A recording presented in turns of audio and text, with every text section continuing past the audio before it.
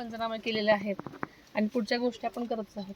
काल बारामती शहरात देखील अनेक ठिकाणी झाडं उन्मळून पडली. काल तुम्ही सूचना देखील दिल्या. उन्हात काय नक्की गरजेचं आहे? कारण आता मी इथून बारामतीला जाईन साधारणतः, कारण मला कालच्या सूचनेनुसार तुम्ही सांगितलं होतं की साधारणतः शहरामधले बऱ्यापैकी मोठी झाडं, जवळजवळ 400-500 झाडं मुळासकट म्हणजे पडलेली आहेत.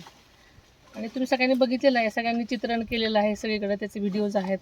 आणि फक्त काही वेळापुरतं हे वारा आलं होतं, पण सगळीकडे प्रचंड नुकसान झालेलं आहे. खरं तर पीक पाण्याचं मोठं नुकसान झालंय, शेतकरी चिंतित आहे. मात्र सरकारने कर्जमाफी केली आहे, त्यामुळे निकषामध्ये बदल करावे अशी मागणी केली जाते. कृषी मंत्र्यांना या संदर्भात विचारणा केली असता आम्ही विचाराधीन आहोत असं म्हणताय. उपमुख्यमंत्री म्हणून काय सांगाल?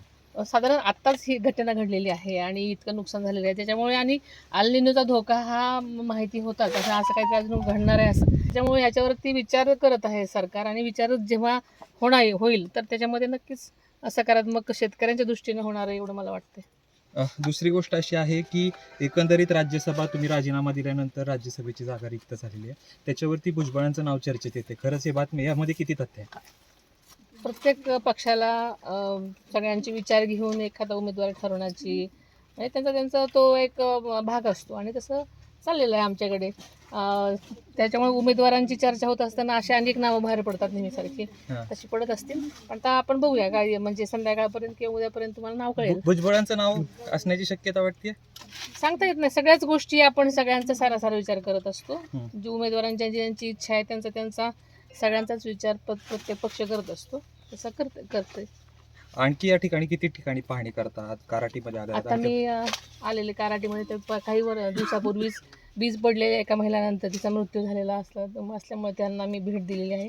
त्यांच्या मुलांना भेटून आलेले आहे. तिथे शेळ्यांचं बरोबर 16 शेळ्या आणि त्या पण विजेमुळे गेलेल्या आहेत. तिथेही सरकारने नुकसान भरपाई लगेच मंजूर केलेली आहे, तेही त्यांना सांगितलं. आणि कालचा म्हणजे 2 दिवसाबरोबर मला वाटतं तेव्हा त्या दिवशी इथे हे वादळामध्ये ह्या केळीचं नुकसान झालेलं आपण आता मी बघते. आता इथून बारामतीला जाईन, बारामतीच्या पण सगळीकडे जे ठिकाणी काय झालेलं आहे ते पाहीन. काटेवाडीला सुद्धा बऱ्याच शेतीचं डाळिंबाचं नुकसान झालेलं आहे असं शेतकऱ्यांचे मला फोन आलेत. तिथे जाऊन प्रत्यक्ष बघितल्यानंतर मी तुम्हाला सांगेन काय असेल ते. शेतकऱ्यांना काय आश्वस्त करताय सरकारच्या वतीने? आणि सध्या आधी मला बघितल्याशिवाय मला आश्वस्त करता येणार नाही, कारण काय नेमकं झालेलं आहे.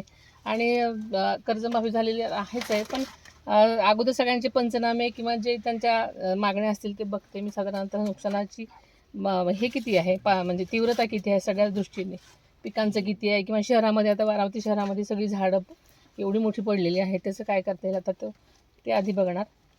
आणि नक्कीच त्याच्यावरती सकारात्मकच विचार करण्यात येईल. खूप खूप धन्यवाद.